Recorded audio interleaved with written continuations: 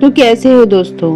آج کی ویڈیو کا موضوع ہے کہ گوتم بدھ کون تھے، ایک شہزادہ سادھو کیسے بنا، بدھ مت کے ماننے والے کون لوگ ہیں اور وہ بھیک کیوں مانگتے ہیں، بدھ مت کے پیروکار دو چادروں والا لباس کیوں پہنتے ہیں، بدھ مت میں گوشت کھانا کیوں حرام ہے، کیا گوتم بدھ کوئی نبی تھے؟ انہی سوالوں کے جواب تلاش کریں گے ہم آج کی ویڈیو میں۔ ناظرین، گوتم بدھ کو بدھا اور بدھ کے نام سے بھی جانا جاتا ہے اور ان کا اصل نام سدھارتھ تھا۔ آج سے تقریباً 500 سال پہلے قدیم برہمنوں کے دور کے اختتام پر پوشل کی طاقتور سلطنت کے کچھ مشرق میں ساگیا پشتری آباد تھے۔ یہ ایک چھوٹی سی قوم تھی، سدھون ان کا راجا اور بادشاہ ہوا کرتا تھا۔ کپل وستو اس کی راجدھانی تھی۔ گوتم بدھ 563 قبل مسیح یا 480 قبل مسیح میں ریاست کپل وستو کے بادشاہ اور راجا سدھون کے گھر میں پیدا ہوئے۔ گوتم بدھ کے پیدا ہونے کے بعد سادھوؤں نے اور نجومیوں نے بادشاہ کو بتایا کہ یا تو یہ بچہ بڑا ہو کر بادشاہ بنے گا یا تو پھر سادھو، مگر جو بھی ہوگا اس دنیا میں اس جیسا کوئی بھی نہ ہوگا اور رہتی دنیا تک اس کا نام قائم و دائم رہے گا۔ ناظرین، سدھون یعنی کہ گوتم بدھ کے فادر ایک بہت ہی بہادر اور جنگجو راجا تھے۔ وہ چاہتے تھے کہ میرے بعد میرا بیٹا بھی ایسا ہی بہادر اور جنگجو راجا بنے۔ بادشاہ نے اپنے بیٹے کو سپہ گری کے سب فن سکھائے، مثلاً نیزہ بازی، تیر اندازی اور شمشیر زنی۔ مطلب گوتم بدھ کسی حد تک باقی دنیا سے انجان، عیش و عشرت سے بھرپور زندگی بسر کر رہا تھا۔ اس کے شاہی والدین کا مقصد اسے دکھ درد اور تکلیف سے بچانا اور مذہب کے اثر سے محفوظ رکھنا تھا۔ جب وہ 18 برس کے ہوئے تو ایک خوبصورت شہزادی سے ان کی شادی کر دی گئی اور شادی کے 10 سال بعد ان کے ہاں ایک بیٹا بھی پیدا ہوا۔ مقصد کہ اس وقت ان کی عمر 28 یا 29 سال ہو چکی تھی۔ پھر ایک دن وہ فیصلہ کرتے ہیں کہ کچھ عرصے دنیا کی سیر کی جائے اور دیکھا جائے کہ اس عیش و عشرت کی زندگی سے نکل کر بھی آگے دنیا میں کیا ہو رہا ہے۔ وہ اس چیز سے ناواقف تھے کہ باہر کی دنیا میں لوگ کیسے زندگی گزارتے ہیں۔ وہ محل سے باہر نکلتے ہیں اپنے ایک ساتھی کو ساتھ لیے ہوئے۔ وہاں انہوں نے ایک بوڑھے انسان کو دیکھا۔ انہوں نے اپنے ساتھی سے پوچھا کہ آخر اس بوڑھے انسان کی اتنی بری حالت کیوں ہے؟ ساتھی نے جواب دیا کہ میرے شہزادے، یہ ایک بوڑھا انسان ہے اور ایک عمر میں انسان پہ بڑھاپا اور تکلیف بیماری آنی ہی ہے۔ پھر وہ تھوڑا اور آگے گئے، یہاں انہوں نے ایک اور شخص دیکھا جو کہ غریب ہونے کے ساتھ ساتھ بیمار بھی تھا۔ ایسے ہی وہ اپنے ساتھی کے ساتھ آگے سے آگے چلتے گئے اور ہزاروں غریب، بیمار، مجبور اور مظلوم لوگوں سے ان کا واسطہ پڑتا گیا۔ دنیا کے دکھ درد اور پریشانیاں ان پر ظاہر ہونے لگی۔ وہ جب کسی کی تکلیف دیکھتے تو خود بھی پریشان ہو جاتے اور کہتے اس دنیا میں تو دکھ ہی دکھ ہیں اور یہاں ہر انسان پریشانیوں اور مسائل کا شکار ہے۔ ایسے ہی دنیا کی سیر کے دوران ایک دن انہوں نے دیکھا کہ کچھ افراد ایک شخص کو اپنے کندھے پر اٹھا کر لے کر آ رہے ہیں۔ پوچھنے پر معلوم ہوا کہ یہ شخص مر چکا ہے۔ وہ گہری سوچ میں پڑ جاتے ہیں اور یہ سوچتے ہیں کہ دنیا ایسی نہیں ہے جیسی کہ انہیں دکھائی گئی ہے۔ سفر پر نکلنے سے پہلے ان کی زندگی بہت خوشحال تھی اور وہ خوشی محسوس کیا کرتے تھے، لیکن بعد میں ان کے دل میں دکھ ہی دکھ بھر جاتا ہے اور وہ بہت پریشان محسوس کرتے ہیں خود کو۔ ان کا دل نہیں مان رہا تھا یہ سوچ کر کہ لوگوں کے پاس رہنے کو جگہ نہیں، کھانے کے لیے خوراک نہیں، پہننے کے لیے ٹھیک سے کپڑے نہیں، اور یہاں میں عیش و عشرت اور خوشحالی کی زندگی گزار رہا۔ گوتم بدھ جو اس وقت شہزادے سدھارتھ تھے، خود کو یہ سوچ کر کوستے رہے کہ میں کیسی عیاشی کی زندگی گزار رہا ہوں اور یہاں لوگ دکھ درد اور تکلیف میں مبتلا ہیں۔ وہ ہر وقت گہری سوچوں میں مبتلا رہتے کہ خدا کیا ہے، انسان کیا ہے، یہ دنیا کیوں پیدا ہوئی ہے، لوگوں کے بیچ اس قدر فرق کیوں ہے، کوئی امیر، کوئی غریب، کوئی بیمار، کوئی صحت مند اور باقی اور سب کچھ۔ لوگ دکھی کیوں رہتے ہیں، دنیا میں اتنی نفرت اور تعصب کیوں ہے، لوگ ایک دوسرے کو تکلیف پہنچانا کیوں چاہتے ہیں۔ روایات میں بیان کیا جاتا ہے کہ گوتم بدھ عین جوانی کے عالم میں اپنا گھر بار، عیش و عشرت، محل سب کچھ چھوڑ کر جنگلات میں نکل پڑے اور حق کی تلاش کرنے لگے۔ برسوں تک تپسیا کی، ریاضت کی، لیکن انہیں سکون و قرار نصیب نہ ہو سکا۔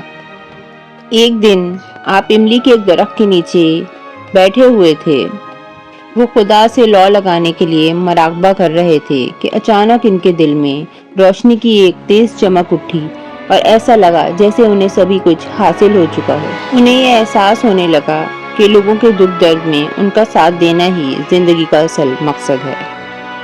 گویا یہ اللہ تعالیٰ کی طرف سے ایک تجلی تھی جس نے ان کے دل کو نور سے بھر دیا۔ یہ واقعہ حضرت عیسیٰ علیہ السلام کی پیدائش سے 500 برس پہلے کا ہے۔ تو مہاتما بدھ مت مذہب کے بانی ہو گئے اور اس طرح مہاتما بدھ دنیا کے ایک بڑے مذہب کے بانی بن گئے، یعنی کہ بدھ مت، اور ان کے ماننے والوں کی تعداد تقریباً 521 ملین ہے، جو کہ دنیا کی کل آبادی کا تقریباً 5.5% ہے۔ ایک اندازے کے مطابق یہ دنیا کا چوتھا بڑا مذہب ہے۔ یہ ایک ایسا مذہب ہے جو مختلف روایات، تہذیب اور تمدن کو محیط کیے ہوئے ہے۔ انبیاء کرام پہ جب وحی نازل ہوتی ہے تو نہ تو وہ موقف رہتے ہیں اور نہ ہی لوگوں سے الگ تھلگ رہتے ہیں اور لوگوں کے ساتھ ہی رہتے ہیں۔ تو گوتم بدھ پہ جب یہ الہام نازل ہوا تو وہ اپنی بستی میں واپس آئے اور اس ایک اللہ کی عبادت کرنے کا پرچار کرنے لگے۔ جیسے کہ تمام انبیاء کرام کا بنیادی پیغام بس ایک ہی رہا ہے اور ایک ہی اللہ کی عبادت کو وہ بولتے رہے ہیں لوگوں سے کہ کرنا ہے، یعنی کہ تمہارا اللہ ایک ہی ہے، لیکن ہر نبی کو شریعت اس زمانے کی رسوم و رواج کے مطابق ہی دی گئی۔ گوتم بدھ نے اپنے ماننے والوں کو کہا کہ وہ تمام عمر صرف اور صرف 2 کپڑوں میں زندگی بسر کریں گے، مطلب کہ سادہ زندگی۔ اس وقت جن جن لوگوں نے ان پر ایمان لایا وہ صرف 2 چادروں کا لباس ہی پہننے لگے۔ آج بھی بدھ مت کے جو مذہبی پیشوا ہیں وہ یہی لباس پہنتے ہیں، اور یہ لباس کچھ ہمارے احرام سے ہی ملتا جلتا ہے، یعنی کہ جو مسلمانوں کا احرام ہے جسے وہ حج کے ٹائم پہ ویئر کرتے ہیں، اسی طریقے سے یہ لباس بھی اس سے ملتا جلتا ہے، بس اس کا رنگ مختلف ہے۔ لیکن اب یہ لباس صرف اور صرف پیشوا پہنتے ہیں اور عام بدھ مت کے پیروکار روایتی لباس میں ہی ملبوس ہوتے ہیں۔ گوتم بدھ کے بتائے ہوئے بنیادی قوانین میں جیو ہتیا، یعنی کہ کسی بھی جاندار کو ختم کرنا یا مارنا حرام تھا۔ کوئی بھی انسان کسی بھی جاندار کی جان نہیں لے سکتا تھا، یہاں تک کہ اپنی بھوک مٹانے کے لیے بھی جانوروں کو مارنا قابل قبول نہ تھا۔ یہی وجہ ہے کہ بدھ مت کے پیروکاروں میں آج بھی کسی قسم کا گوشت کھانا بالکل بھی حرام ہے۔ یہ لوگ صرف اور صرف سبزیاں کھاتے ہیں اور ویجیٹیرین کہلاتے ہیں۔ ساتھ ہی ساتھ گوتم بدھ کے پیروکاروں کو یہ ممانعت تھی کہ وہ پیٹ کی بھوک مٹانے کے لیے کوئی بھی پیشہ اختیار نہیں کریں گے۔ گوتم بدھ کی یہ ہدایت تھی کہ جب بھوک لگے تب بھیک مانگو۔ اسی وجہ سے گوتم بدھ کے پیروکاروں کو بھکشو بھی کہا جاتا ہے، یعنی کہ وہ ایک فقیرانہ زندگی گزارتے ہیں۔ آج بھی بدھ مت کے کئی پیروکار جو پیشوا یا سادھو بن جاتے ہیں وہ کوئی کام نہیں کرتے اور مانگ کر کھاتے ہیں، مگر جو عام عوام ہے وہ کام کرتے ہیں۔ دوستوں، اللہ تعالیٰ کے جتنے بھی انبیاء کرام گزرے ہیں ان سب نے ہی حضرت محمد صلی اللہ علیہ وآلہ وسلم کے آنے کی بشارت دی ہے کہ آخری نبی ضرور آئیں گے۔ اسی طرح جب گوتم بدھ کا آخری وقت آیا تو انہیں پتا تھا، کیونکہ تمام ہی نیک لوگوں کو پتا ہوتا ہے کہ اب دنیا میں ان کا وقت ختم ہو چکا ہے، تو ان کا ایک شاگرد جس کا نام نندا تھا انہی کے پاس کھڑا تھا اور وہ رونے لگا۔ جب اس کے آنسو گوتم بدھ کے پاؤں پر گرے تو ان کی آنکھ کھل گئی اور انہوں نے اس سے پوچھا کہ روتے کیوں ہو؟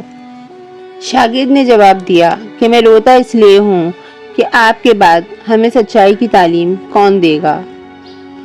دوستوں، مورخین نے کتابوں میں جو درج کیا ہے اس میں گوتم بدھ کا جواب یہ تھا کہ اے میرے دوست، میں پہلا نہیں ہوں جو کہ اس دنیا میں پیغمبر بن کے آیا ہوں، اور نہ ہی تو میں اس دنیا کا آخری پیغمبر ہوں۔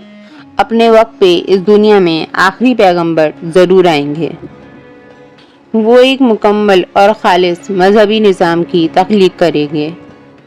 اس پر ان کے شاگرد نندا نے پوچھا آخر ہم انہیں پہچانیں گے کیسے؟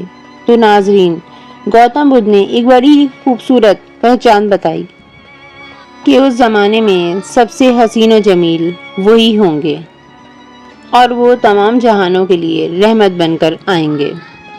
دوستوں، کئی مورخین یہ لکھتے ہیں اور بیان کرتے ہیں کہ کیونکہ دنیا میں اللہ تعالیٰ نے 1.25 لاکھ پیغمبر بھیجے جس میں سے ہم کچھ ہی کو جانتے ہیں، ان باتوں کو سنتے یہ گمان گزرتا ہے کہ شاید گوتم بدھ بھی اللہ تعالیٰ کی کوئی برگزیدہ بزرگ یا نبی یا پیغمبر گزرے ہیں، اور اللہ تعالیٰ کے آخری نبی کے اس دنیا میں آنے کی پیشن گوئی کوئی اللہ تعالیٰ کا ہی منتخب کیا ہوا برگزیدہ بندہ دے سکتا ہے۔